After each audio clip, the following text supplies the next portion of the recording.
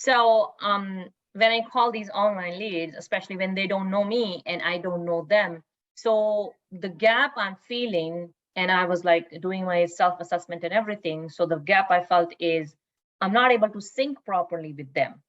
Maybe I'm too conscious because I'm new, or I don't know, whatever the reason is. I am a kind of friendly person. It's not like I'm very remote and I don't want to talk. I don't like people. No, I do like going outside and doing everything.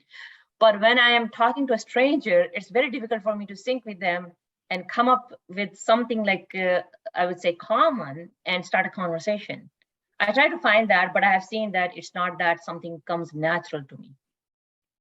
You're talking to me and you've never met me before. Well, I know that I'm not selling anything to you. I know that you're not online lead. I saw so many of You're not selling anything to them either. You're not selling. You are not the product. The house, the home is the product. You are not the product. Yeah, you but are the like catalyst.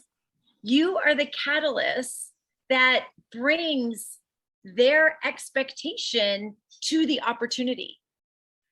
You are a matchmaker. You are not selling anything. Yeah, but they have to trust me to do that part. And how and I want to build that trust. How they're going to trust you is by caring, is by you asking the questions instead of telling them how the process works. Instead of telling them how you're going to sell them, it's asking them the questions and caring about what their expectations are. And the more we ask the questions of what are your future plans? What has to happen for you to be able to make that move? What has to happen to be comfortable to put your home on the market? What has to be comfortable for you to say yes to the house? What has to happen in your life for it to be the right time? So when we're asking those questions, that's where we're building the trust, because they feel that you care. But if we're just telling them, hey, you want a 3-bedroom, 2-bath house for this price range, you're going to have to be in this location, and those homes just don't exist, so I can't help you buy, see you later, right? But if we're asking instead of telling, it changes the whole perspective. And think about, we have a restaurant, and that's and you ask your server, if I've never been to this restaurant before and I know I'm never coming back, what is the one thing on the menu that you want me to go shout to the world after I leave here? And you know a server that has tried the food and eaten the food versus the server that tries to sell you the most expensive thing on the menu, right? Which one do you like better? Obviously, the one. He is trying to build a relation. He's thinking about me. He's taking care of me. So obviously, I will try to go. What are you hungry for today? Are you hungry for seafood, beef, or pork? Are you looking for a pasta dish or a steak dinner? Because I can tell you what I love, but it might not be what you love. Exactly. So when they're asking you the questions and you're sitting at the table, you're like, man, I love this restaurant.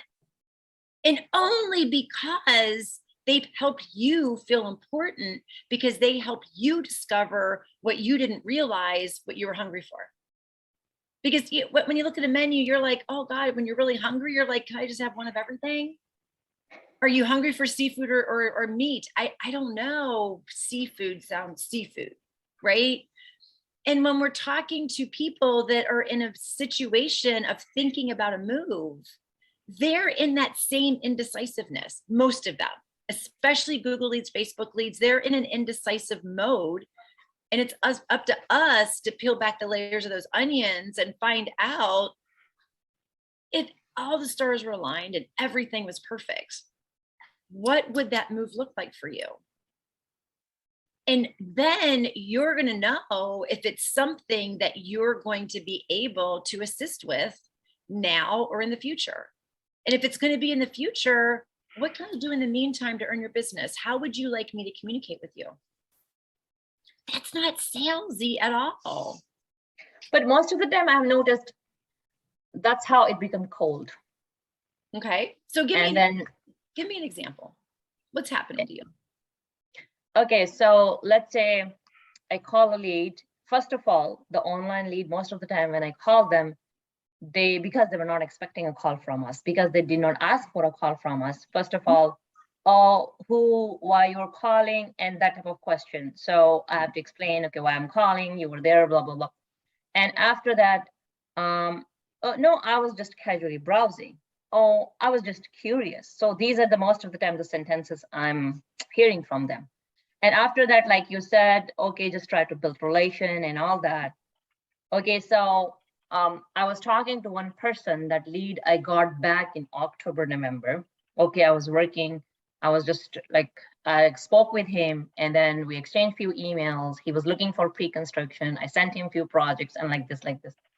And then one day he messaged me, no, this market is very volatile. I'm not investing anymore in this market. Okay, now how should I proceed after that when a person is clearly telling me I don't want to invest?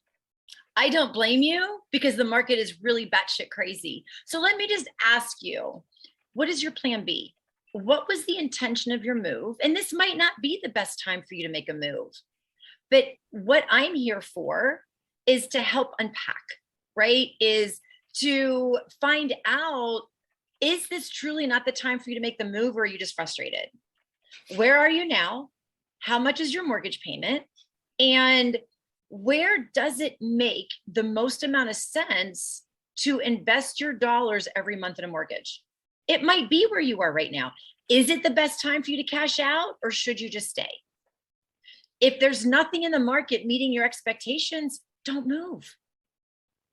Don't move. So that's why I personally, I was thinking, if I I don't want to force them. Like I said, relationship is very important. So I said, okay, well, this is good. How's the market? And then he was asking me even later also. 2 days ago, he sent me a message. Hey, how's the market? I heard the prices are down now. Can you send me some market watch? Yep. Yes, I can do that. But I was just thinking, okay, how should I start this communication back in much effective way that I can convert that later, like whenever he's ready. Call him and ask I don't him like forcing people. So you know what? I was just thinking about, you were saying that the market was volatile and now you're wondering what's going on with the market. Let me just ask you, what is most important to you in making a purchase? And a lot of people are going to say, I want a good deal. Great. Tell me what a good deal is to you. What defines a good deal? Because this is where you start to really get to know about a person. A good deal to him may be, I don't want to pay full price. Okay, well, what's determining full price? If the home was listed below market value, that's full price, but it's below market value. So explain to me in a little bit more detail what a good deal is for you. Because at the end of the day, what do you want to keep your monthly mortgage payment at? If we can keep your monthly mortgage payment where you want it to be or lower, could that be considered a good deal? Because in essence, the price that you see out in market is just an opinion. It's just an opinion. If you want a good deal off of that number, if it's already below market value, it's already a good deal, but you still want more money off of it. I just need to understand what you're thinking. Okay. Because that's the reality, right? Is I want a good deal. Well, if you have, let's say $1 million home, I want a good deal. And there's people that have in their mindset, I'm paying 5% less than the price that it's listed at. Well, if it's a $2 million home listed at $1 million, you still want 5% more off of it. So if it was listed at 1.5 million, you would only want 5% off of it. If it was listed at 2 million, you only want 5% off of it on the same home. Do you see where I'm going with that? Okay. But we have to ask the questions to find out what's in their head. Because if we assume, that's where we sell. Because we're trying to put that square peg in the round hole. Yeah, the square peg in the round hole, and it's not going to fit because we're not on the same sheet of music. So we have to ask the questions to find out what it is that motivates them, or in his perspective, demotivated him. What is it exactly that would denote you making a move? How long have you been in your home? This might be the best time for you to cash out. So let's look at the facts. Let's look at the numbers instead of just speculating. Because in reality, when we're in a market like we're in right now, well, it's starting to shake out a little bit, but when we're in that constant seller's market with multiple offers, the perception that a person has, they get caught up in the auction and they want to win. So the first inclination is offer more money. But sometimes it's not about the money. Sometimes it's about all of the pieces working together that best benefit the seller. So our job is to give enough information, enough facts, enough data for anybody that we're speaking to be able to make an educated decision. It is not our responsibility to tell them what to do or how to do it. It's here's all the information and let's talk about what's the best case scenario for you, because sometimes it's not the right time for them to move. As much as we need the money in our bank account, we can't make anything. So when they say they were casually browsing or they were just curious, after that, what should be our approach? So what are your plans? Okay, so ask clearly, what are your plans? Okay. Yeah. Do you have future plans? Is it 6 months, a year, 2 years out? If you were to make that move, what does that look like? Because when we know the why of the move, we can start to think about and unpack, because believe it or not, all we're really doing is problem solving. Because every person that's moving has a problem.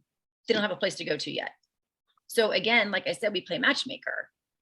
So the more we understand, and I always love to look at us as that doctor or the surgeon, because the reality is the only way a surgeon can have a successful surgery is the first point of contact was the nurse practitioner took all of the vitals. I'm going to get your blood pressure, your weight, your height. I'm going to know all your vitals so that I can prepare the doctor when he walks in, all of that shit's out of his head and he's focusing on what's the most important thing. And then when the doctor can make his evaluation, he can then send that person over to the surgeon that doesn't have to worry about the left leg or the right arm. He knows it's that right hip. He knows exactly what the focal point is and exactly what needs to happen. That person doesn't have to go to every single different surgeon. They're going right to the surgeon that can make the difference. So why our job is to give the information, the facts, the data, to gather that information so that we can make some determinations. So when they're just looking, they're just going to the doctors going, what the hell's wrong with me? I don't feel good. I really have no idea what's wrong with me, but help me out here. So all our job is to get the vitals. To me, how I get the feel when they say, oh, they were just curious or they were just looking, they're not interested. They're telling me in other way, like, F off. It's not that they're not interested. They're worried you're going to sell to them and their defenses are up. Yes, that's it. Always. Just like I said, right? When we walk into a store and a sales clerk says, is there anything I can help you with today? No, thank you. I'm good. We don't want to be sold to. We want to be free to shop. We want to be free to linger. And what happens when you're in that store, when you find something you want to buy, you can't find a damn salesperson anywhere. Like they're all gone. Yes. Right. But then it's very important for us also to make that connection when the leads come in. But then when we are not getting proper communication back from them and they don't want us to communicate at all. And like you said, defenses are up and they resist. Mm-hmm. Then there I lose my hope. Oh, I should not have called. Next. And as long as we know, and it's getting into a habit of saying the same thing every time. And one of the things that you had mentioned was, they want to know who I am, where I'm from, what's going on. And by the time I get there, then I kind of really can't finish the conversation because they're kind of shut down. There is a point that I recognized very early in the game I was creating my own objections by talking too much. And that's when I started playing with the simplicity of, hey, this is Beverly. I saw that you were online looking at homes in Toronto, whatever they came in on. Or if it was a seller lead home evaluation, I saw that you were looking for a value on the home at 123 Main Street. Did you find everything you were looking for? I go right to the point. I don't tell them what website I'm with, what brokerage I'm with, how many awards I've got. It's, I'm going to address your first name. I'm going to say who I am, why I'm calling, and let you talk. Yeah. So that's exactly because I heard that script previously also in another webinar from you, and that's how I called one of my lead who was a seller lead. And when I called and he said, how did you know the address? And I said, okay, now I have to say that you were on our website, you entered the address there. But these type of questions when come in, regardless how much I prepare the script in advance, sometimes the script is, I'm not able to use it. That's why I'm not a fan of scripts. And I have to naturally go with them and hold a conversation. And sometimes I feel like stupid. I mean, I was ready for something else, and now I have to face something else, which I'm learning all the time when I'm making these calls. Maybe I did not convert yet, but I'm still learning. Yes. And when people question how you got my phone number, why it's so important to know, I call it the anatomy of the lead. When we know what the lead did to get to where they are for us to have their phone number, call them on their shit. You were online looking for a value. You put the address in for a home evaluation. And if they say, no, I didn't. Spooky sometimes. Like it sounds very spooky. Oh, I was seeing what you were doing. I can see everything where you clicked. Everybody's used to it. Yeah. Big brother's always watching, and everybody in the world that is on a computer, they understand when they're looking for a vacation in the Bahamas, all of a sudden Bahamas are everywhere, all over the internet, chasing them all over the place, right? Nobody is a stranger to what's happening in technology. So that's where I was thinking, and even I was talking to someone in AgentLocator, I think yesterday and the day before yesterday, someone in marketing, and I was talking with them about this point also. Do we need to add another step here? Because when I call my leads, people are like surprised. I did not ask for a call. Where did you get my address? That's why we go right to, I saw you were online looking at homes in da-da-da. I saw you were online looking for the evaluation of this home. The only way you're going to get resistance from that is if someone used their name and phone number. So a lot of times I do see where spouses go in and put the spouse's phone number, and then you call the spouse and they're like, that's my wife. And then sometimes you get caught, right? It's like the wife gets caught. It's like, I didn't know she's looking for what? Where's she looking, right? It's like, oh, divorce is coming up, right? But that's really or you can even make a funny, if somebody just blatantly puts in a wrong phone number and it's a different person's phone number, and they're like, I didn't do that. And I read back, say, I may have a wrong number. Does this happen to be your email address? They're like, no, that's not my email address. I have a wrong number. I'm so sorry. Or that is my email address. How did that happen? One of two ways. And this is why it's so good to know, right? One of two ways. Who did you piss off? Because somebody's using your name in all these websites, and now you're gonna get all these phone calls. Or sometimes in Facebook leads, you know how you can log in with Facebook? Yes. Mm-hmm. Well, I have found that, and probably the best story that really like opened my eyes to this, I call a lady and she's like, what did she say? I called the lady and she says, I'm not looking. And I said, well, is this your email address? She goes, that's my ex-husband's email address. And I said, let me ask you this. Did you happen to set up his Facebook account years ago, maybe? And she's like, oh my God. I said, well, when he logged in using his Facebook credentials, it autofilled, and you had your number on his Facebook when you set up his account. She's like, shit. So when we know, but I didn't know that until I actually had that conversation. So the more we know about the people, that's not my number. Have fun with it. Challenge it. And say, oh my gosh, I am so sorry. Just so I can confirm that I do have a wrong phone number. Is this your email address?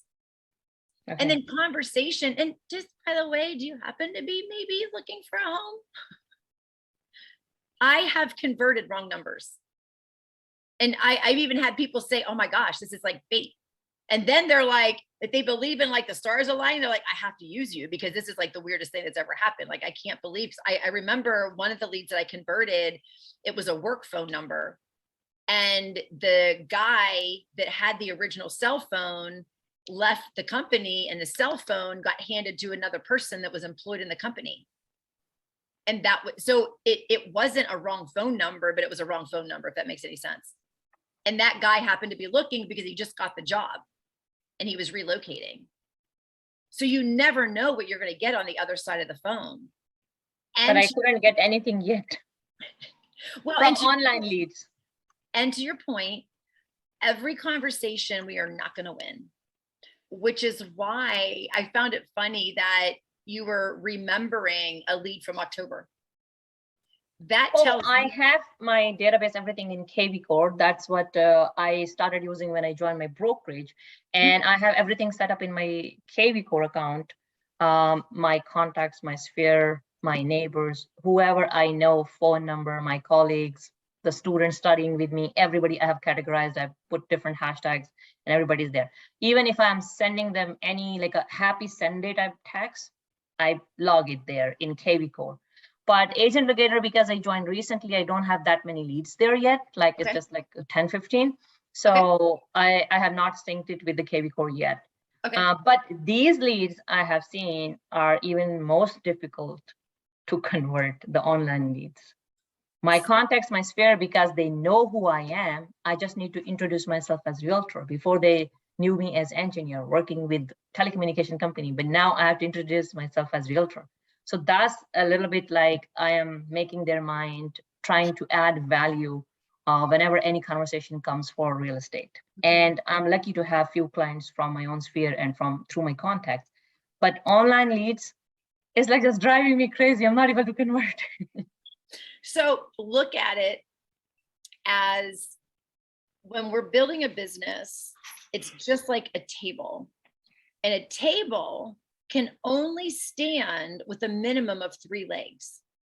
It stands even better with 4 legs. So when we're looking at building our business, your sphere and your past clients is 1 leg of business that can keep that table very wobbly though, because we can't depend on the growth and scaling our business by 1 form of lead generation, because it's really difficult to scale repeat referral business, right? There's no way to really scale it. So when we're bringing in internet leads, that's your 2nd leg of business.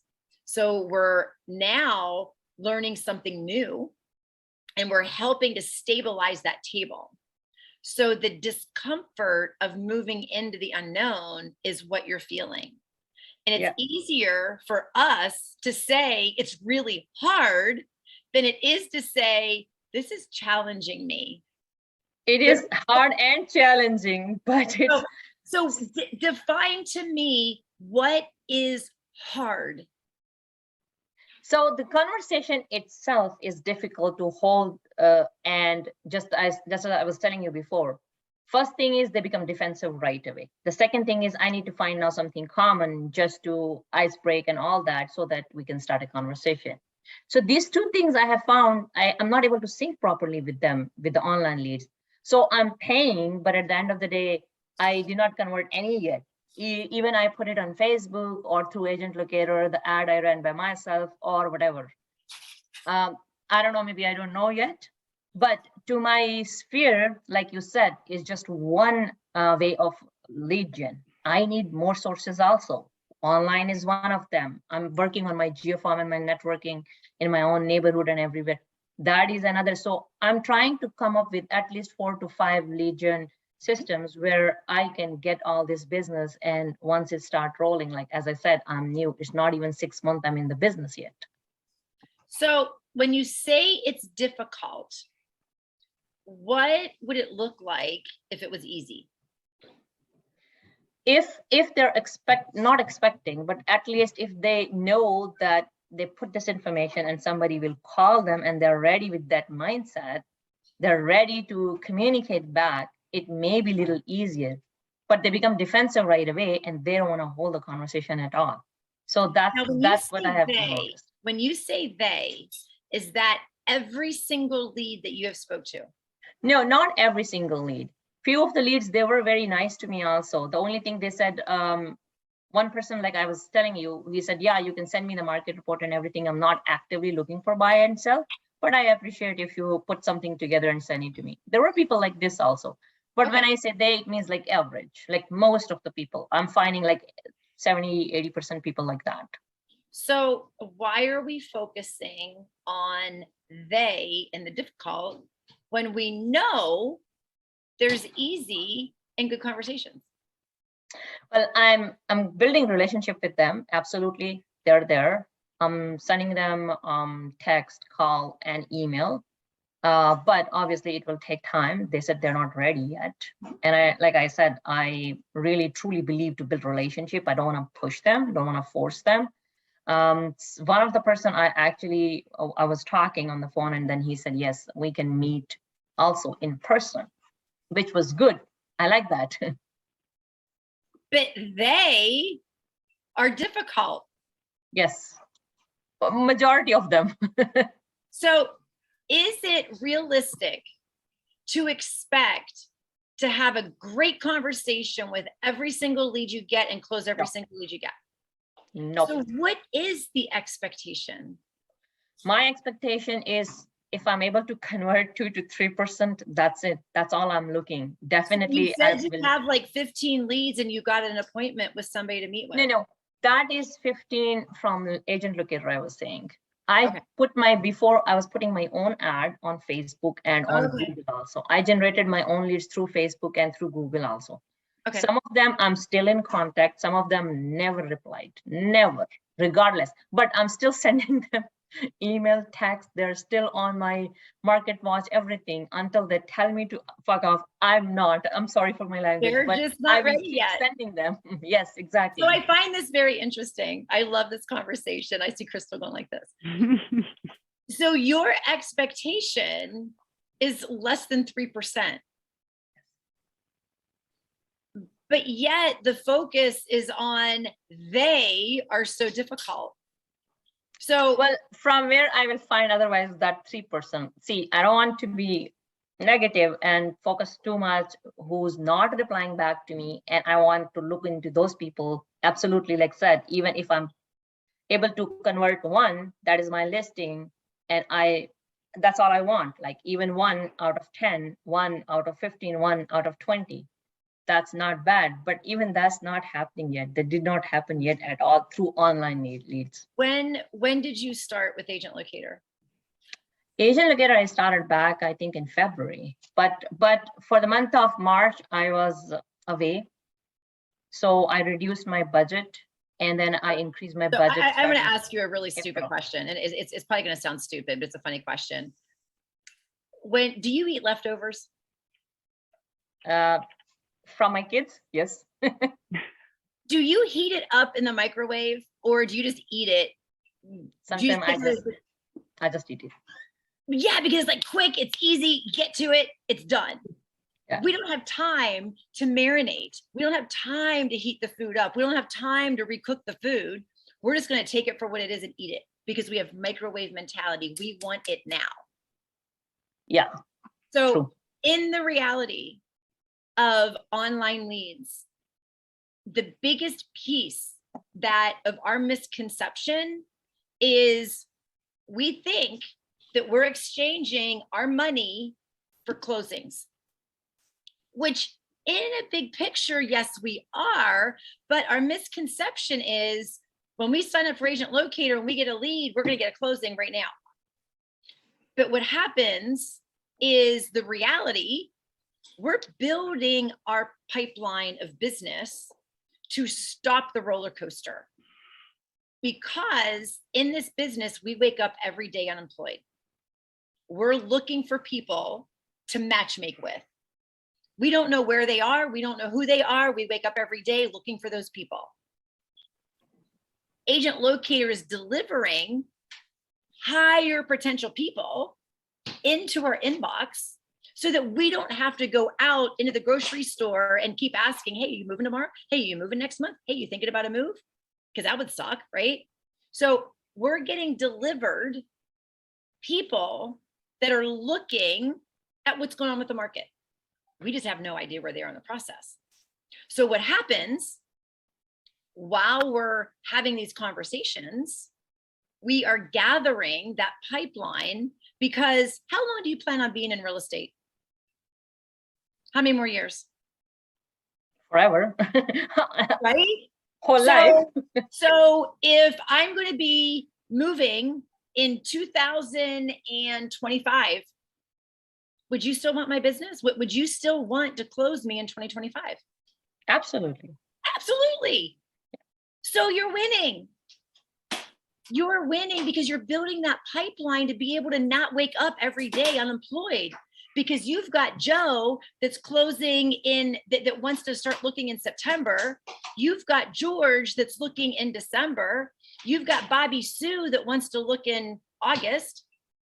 You got. But sometimes they don't share this type of information at all. Like I was just curious. So that's where I don't have more margin even to update, okay, what exactly they're looking for. I was just curious. That's the question. So do me a favor. I want you to call me. We're going to role play. I want to hear. I'm a lead in your dashboard. I want to hear what you are saying to the lead in the dashboard. So just call me. Okay. So, hi, Beverly. How are you? I'm great. Who is this? This is Sadia. And I saw you were on our website. You are looking for home valuation of ABC Street. Did you get that report? I did. Yeah. I just wanted to ask you, do you have any further question about that? Nope.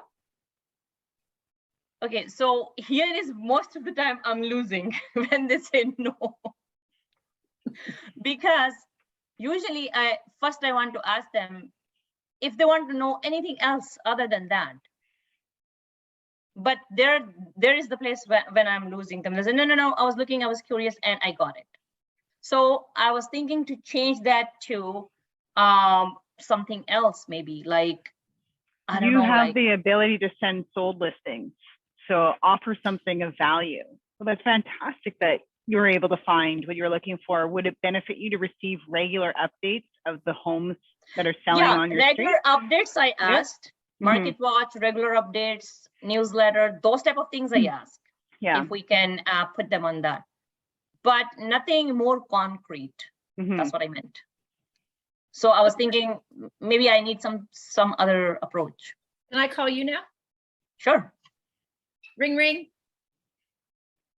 Ring, ring. Hello. Sadia. Who's this? This is Beverly. Just want a quick check-in, Sadia. I saw that you were online and you were interested in the value of 123 Main Street. How you know this? Well, you must have been online. Do you know the property 123 Main Street? Does it sound familiar to you? Yeah, but I didn't ask for this call. Yeah, no worries. I don't want to bother you. I just wanted to make sure that you got the information you were looking for. Were you online wondering what the value was of the home? Yeah, I was just curious. Perfect. Not a problem. So Sadia, just, do you have any future plans of making a move? Don't know yet. You don't know? Do you, is this your home? Or is this another home that you were just curious on? Yeah, my home. It's your home? How long have you been there? 8 years. 8 years? So you probably have some pretty good equity, huh? I was just curious, just browsing casually. Yeah, no problem. So no future plans? You're not thinking about making a move like ever in the future? Don't know about future, but not at the moment. All right. So if you were just hypothetically thinking about a move, when would that be in the future? What would the reason be? Why would you move? Don't know. Need to ask my wife. So what about you? When would you want to move? Because we all know we got to keep mama happy. So we got to move on her time. But what are your plans? Like, what are you thinking if you were to make a move, hypothetically? No plans yet, Okay. but I was curious about how much my home is worth. That's all. So do you happen to have a make me move number? If your home was worth a certain amount, would it make you move? Actually, I never asked this question. So I even don't know how to answer this one, because whenever I try to talk to them, like they will be like this very less few sentences, small conversation with very less information. But I got through it with you. You kept answering my questions. Yes. So there, I need to learn that I need to keep them on the phone. Because when they said, I was curious, I was just looking, oh, how you know this? So then I was, ooh. Okay. And that's where I go to. That's great, right? Okay. Fine. Do you have any future plans? So when someone is rejecting you like right away, how you will keep that energy still? I'm lacking here. Like I'm Because not I able don't to care. keep that I'm energy. not attached to the outcome. I don't care where the conversation goes, but I want information. If I'm going to take the time to call you and you're going to be on the other end of the phone, I just need information, because I need to know what to do with you in my dashboard. Because if you don't want me to ever call you back again, I don't want to call you back again. So I'm just trying to get to the point of tell me to F off, or tell me that I might have future plans. And those conversations, I love role playing with you because you keep it real. And those are real conversations that So those are the few answers which I'm always hearing from people. So that's why I said those, so that I can learn how to overcome that like hurdle. Like I'm not able to yet. It's not an objection. It's just their defenses are up because they don't want to be sold to. So I could see, we have the ability to see you on Zoom right now, but I could even hear in your voice, every question I asked you, that defense was dropping a little bit more and a little bit more. And then you're laughing, right? You're like, yeah, I might have a make me move number. I didn't even think about that. I don't know. Right? Yeah, I asked somebody like this and he said, I need to ask my wife. Okay. So exact that answer I got. And even when I was contacting my sphere, I was calling everybody and introducing myself as realtor. Not too much real estate talk, just hello, hi, house, kids, house, dog, everything. Mm-hmm. And then a little bit, hey, do you know I have started this type. And over there, one of my student fellow, he told me, he said, I'm planning to sell, not right now, because the hardest part is who will convince my wife. So he told me this upfront. So you have fun with that conversation then. And that's where I went. I'm like, oh, we got to keep mama happy. We know that's the most important thing, right? And then you're starting to identify with that. And because now they're picturing you as an actual human and not trying to sell to them. Because you're just gathering information. Okay, so starting a conversation is one thing. How to wrap up this conversation? How to, and okay, what we will do the next step? Like people are saying, I'm curious, I was just casually browsing. So, Sadia, I don't have honestly, plans. I don't care when you plan on making a move. I just really want to position myself for you to remember me and choose me so that I can earn your business. What can I do in the meantime? What are you looking for? What are your expectations? I would love to get you listings. Would it be helpful for you to stay up to date in the market? I could send you sold listings in your area so you can stay up to date with the homes that are selling. Would that be helpful? Okay. All we want is the opportunity to earn their business. So is it okay to ask upfront on a very first call, hey, I want to earn your business? Yeah, I don't care when you, because honestly, do you really care when they're going to make a move if they choose you? No. I mean, I want them to choose me. Oh yeah, you want it now. Of course, we don't heat up our food when we eat it. Not we want right it now. But whenever they're selling. But the problem is, as the time passes, most of the time, these leads are becoming more cold. Even in the beginning, some of them respond me back, but then later they stop responding at all. No response at all. There's a couple things at play here.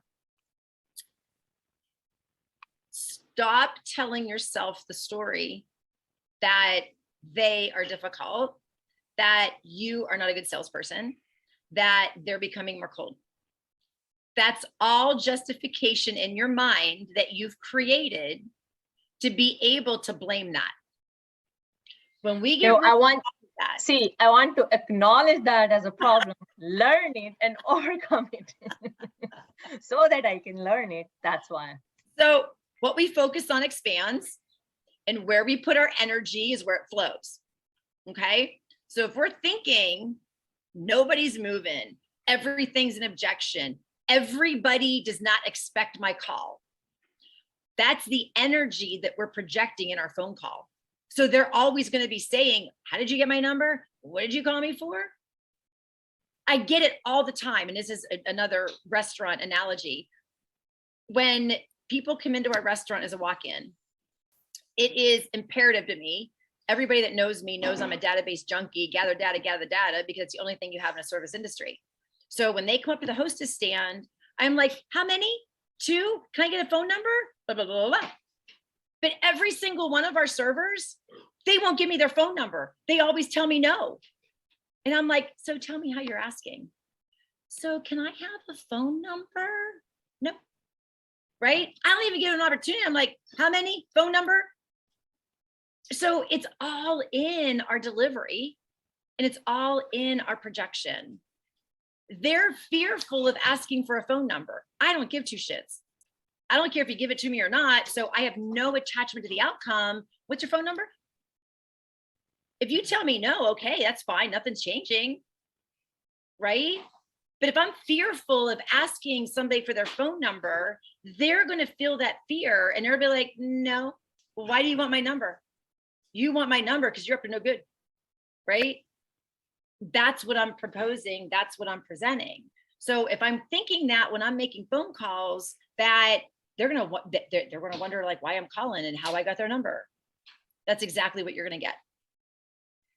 So it's changing that mental thought and saying, these people need me. This market is so crazy that it's my job to educate every single lead that comes into my dashboard. And it sucks for them if they don't want to have a phone conversation with me, because they're probably not going to have a great experience in the real estate. Because the number one component that you have, and you said at the beginning of this call, you care and you love to help people. That's all you need. That's all you need. Everything else is all about them. We ask them the questions, we deliver the results. What kind of home are you looking for? I don't care if you are a 25-year veteran in real estate or if you've never sold the first home. If you care enough to ask the right questions and help them with the process and be honest with them and say, you know what, I don't know, but I'll find out. That's all people want, because it doesn't exist in today's society, unfortunately. And it's very easy to be a little bit better than your competition, because your competition are salespeople. So we have to be equipped with asking the right questions. What are the right questions? What's going to help us know how to work with them, or if we can work with them? So I want to know, what is your current situation and what are your future plans? How do we get you from current situation to future plan? What does that look like? And what it looks like to you is very different than what it looks like to them. But if we ask the right questions, we can start peeling back those layers to be able to ask them, when would you like me to follow up with you? When does it make the most sense for me to touch base with you? You say you want these properties. I'm going to be sending them to you. When do you want me to follow up with you? And you will be amazed when they say, oh, next week's fine. You're like, what? What the hell am I going to say to you next week? Right? Then we got a whole other problem. Like, I don't even know what to call these people. I don't even know what to say to these people when I call them back. So I have one more question. So I was talking to one person, and that person said, can you prepare a CMA for this subject property? And I said, yes, of course, sure. And I did it and I sent it to him. And next day I called him to do a follow-up. did he get that report and all that? And then said, yes, I love your work. It was very comprehensive. I read through this, that. But by the way, why didn't you add this property in the CMA? So something like this. So I was actually happy that he looked into all these granular details, and then he's talking to me about those properties also, what was there, what was not there, and why it was not there. Okay, I was very happy about that. Now, he said, okay, but this is just a CMA, so give me more accurate number. Can you come this week into my home? Can you visit the property? I said, oh, of course, I can come in, we can do the assessment and all that. But then he also told me, I have planned down the road, not right now, maybe 4 to 6 months. And then I was thinking, you were thinking 4 to 6 months, you want to do assessment right now, that assessment won't be valid after 5, 6 months. So I was just trying to think like whether he wants that. Go. You don't not go. You Get need to face go. to face and just be completely honest with him. Say, this is what's happening with the market right now. Because what you don't know is your job, again, is to give them the education, give them the tools to make their educated decision. It's not to make them move. It's not to make anything happen other than them being able to make a very educated decision. Because only a fool is going to make a hesitant decision and not have all of the proper equipment, right? You're not going to go on a hike without water. At least I hope you wouldn't, right? So my job, and I always tell all my leads, my job is not to put a sign in your yard. My job is not to sell you a home. My job is to get you enough information to know exactly what you're looking for and when. So I never went to a listing appointment with my paperwork, and there's probably people here that would stone me for saying that, but I never went assuming I was getting the listing. I went to interview them to see if I wanted the listing. I didn't care if they chose me or not. I cared if I wanted to choose them, because I want to choose who I'm working with. I don't want them to think that they're choosing me. So when you're going, and what we call it BHAG, big, hairy, audacious goal. It's one of those things that it's possible, but it's really, really a challenge. I was in a very small community. I wanted to sell a home on every street. That was my big, hairy, audacious goal.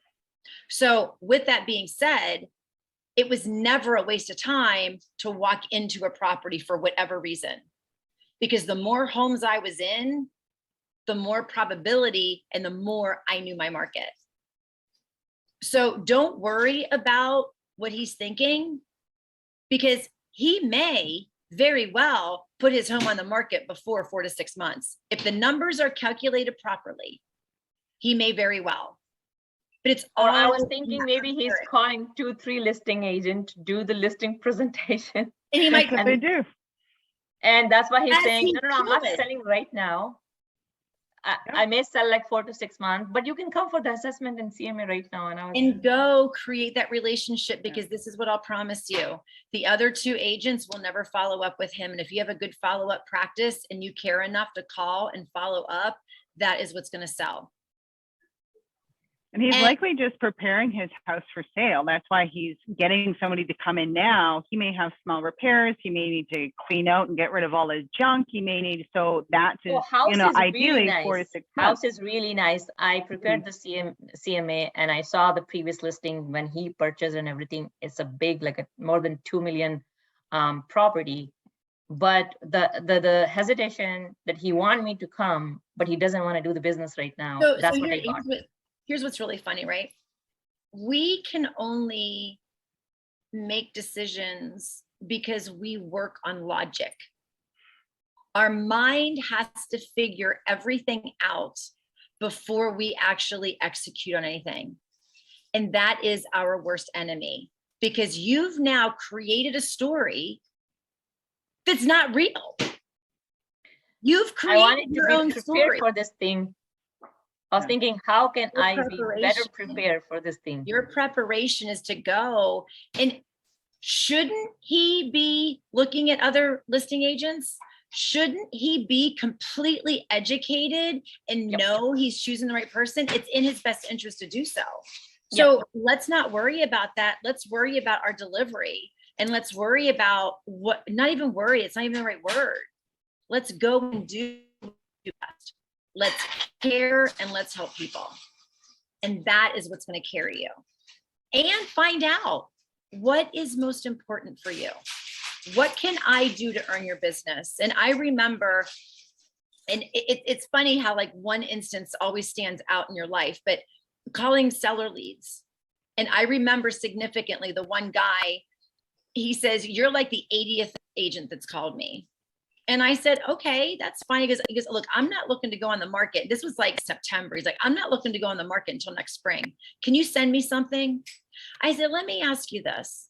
You said I'm like the 80th agent that called you. How many of those agents did you tell to have send you something? He said, every one of them. I said, how many of them sent you something? He said, a few. And I said, I don't want to be an envelope on your counter that you're not going to remember. You've said that to everybody. I'm not like every other agent in this market. I want to earn your business. What can I do? Do you know what he said? I have no idea. I said, this is what I'm going to tell you. I'm not sending you anything. I'm going to call you in a couple of months and I'm going to see if anything's changed, because I know you don't care about the envelopes and you don't care about what I'm sending you. You're not even going to look at it because you don't care. And he's like, yeah, you're right. I said, I know. I said, I want to be different. I want you to remember me. I don't care if you go on the market tomorrow, spring, or this time next year. I want to be the one that you remember. Do you think you'll remember this conversation? Did you have a conversation like this with any other agent? No, exactly. It's all about the confidence and not being attached to the outcome. Yeah. When we are so attached to getting that listing appointment, we put so much pressure on that, on that, mm-hmm. because we're so attached to getting that listing that we put all of the energy into the wrong space. Put the energy on caring about that person, put the energy on delivering and doing what you do best, and let the rest take care of itself.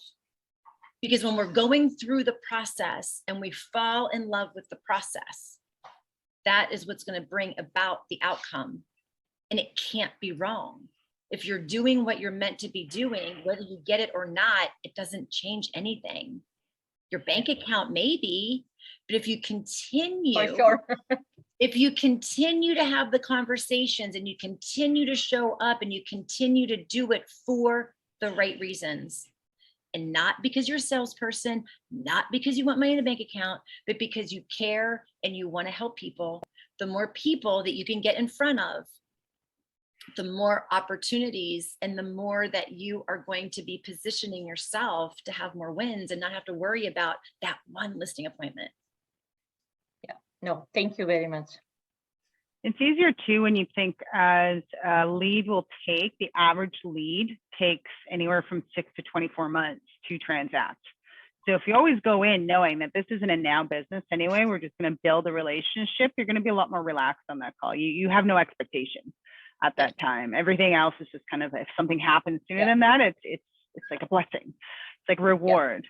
And then it's even really with that, about learning to love the process. And then even when I was looking at the or your comment with why would he want an evaluation now if he wasn't going to buy for 4 months or sell for 4 months, I like to always kind of jump into your guys' CRM systems to see what it took to get you on board with AgentLocator. So why would you have requested a demo 2 months before you signed up for AgentLocator? So it's the same thing I can see from when you registered to when you had that demo. And then it was just shy of 2 months before you actually came on board. Exactly. And right? when I interviewed AgentLocator, I was interviewing a lot of other So companies. you're also. I info told that grabbing upfront and to you're AgentLocator. figuring it And I all out, right? So it's the same scenario, just a different product. Great job, Right? Crystal. Great job. That Yeah. was awesome. Yeah. Drop the mic. It's the same idea, right? We all have an expectation, but sometimes we all fall within, we can't even meet our own expectation with anything, a lot of things, actually. And I see we're a couple minutes over time, but this is Mhm. certainly worth going over time on if you all have a few more minutes.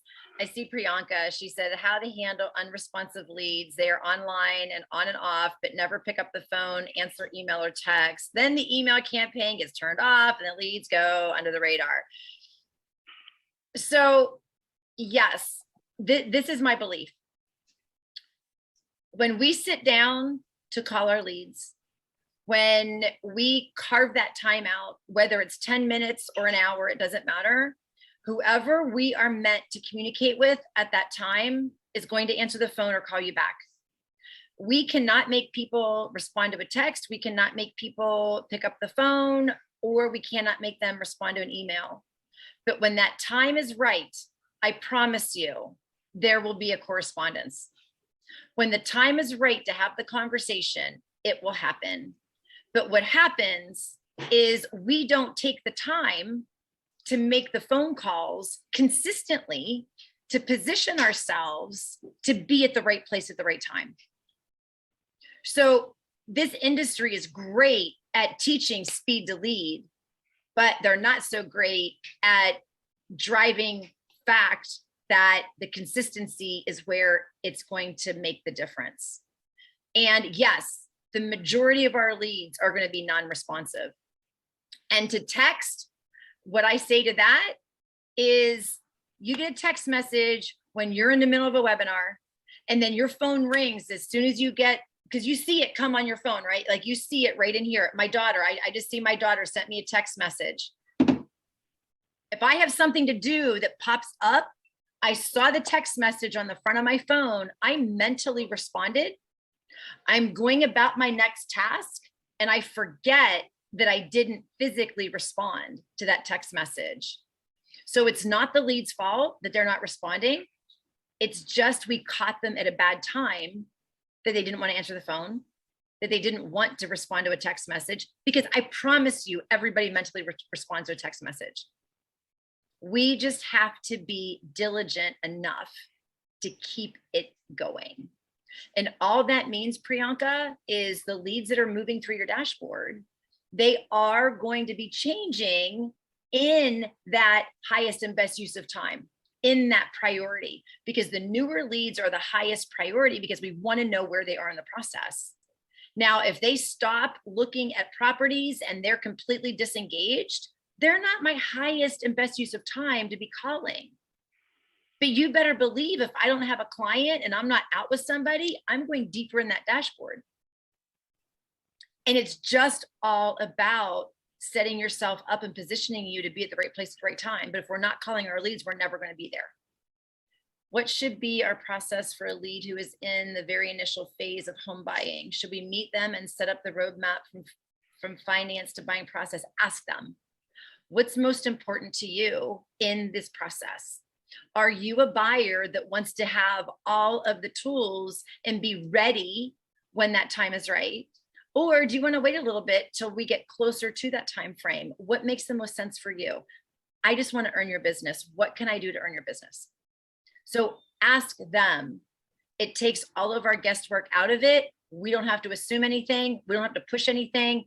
Ask them how they would like to go about the process. And if they're a first-time home buyer and they don't know, just ask them, what scares you the most about moving forward and buying a home? What questions do you have that you may be afraid to ask? And just put it on them. My call frequency, Priyanka, is when leads come in, that first initial, I like to have it within 24 hours. I'm not a speed to lead with Google or Facebook. So as long as they're getting called, now, if they're coming in the morning, it should be same day. But if they're coming in after 4 or 5 o'clock, it can be sometime the next day. My goal is 6 to 8 phone attempts within 14 days. and making those 6 to 8 call attempts at different times of the day, because people have habits. So you want to try morning, late morning, early afternoon, late afternoon, early evening, later evening. Just every 6 to 8 attempts should never be at the same time frame, because we want to increase our chances of them answering the phone. So 6 to 8 attempts in the first 14 days. And then after that, it'd be once a week if they're staying actively engaged. So that way it's going to be everybody that's in those filters. So all the filters that you have, the Agent Locator sets up for you, if you're just in there every day and clearing it out, you should never have to spend more than a half hour a day in your database, ever. If you maintain the consistency and you're staying in touch with your higher opportunity leads, it's not going to take you that long. And the most important thing in this is practice the 4-call rule. I'm sorry, the 4-ring rule. After 4 rings or 23 seconds, hang it up and move to the next, because people will call you back because they're curious as to who was just calling them and they didn't connect. So I hope that was helpful. Do we have anything on Facebook? Did I miss anything, Crystal? No, there's nothing that popped in on Facebook. Sadia, what was your takeaway today? You're muted. Sorry. So yeah, so the biggest takeaway is nurture them, build the relationship. Don't look for the transaction right away. Yeah. And always get your mind right. Positive. Yay. I am not a great salesperson. I'm so proud because I'm not a salesperson. I love people. I care about people and I want to help people. And that's your job. Yes. Yes. Wonderful. Thank you very much for your advice. Thank you very much for taking me here and sharing. Thank you for being on and sharing trusting. all this vent and everything. I was just venting. But Hey, if you want to definitely- come back on, I would be more than happy to call some of your leads. I know we didn't get to it today, but I'd be more than happy to call some leads. Okay. And even Thank you. Priyanka, if you want to be the next one in the hot seat, we'd love to have you on Wednesday. Absolutely. Yeah, no, it's We're always very looking. good. Yeah, learning process. Thank you very much inviting me here. My pleasure. You're And good luck to you. You have a super day. Thank you. Thanks, Bye. everyone. See you. Bye, ladies. Bye, Bye. everyone. Bye.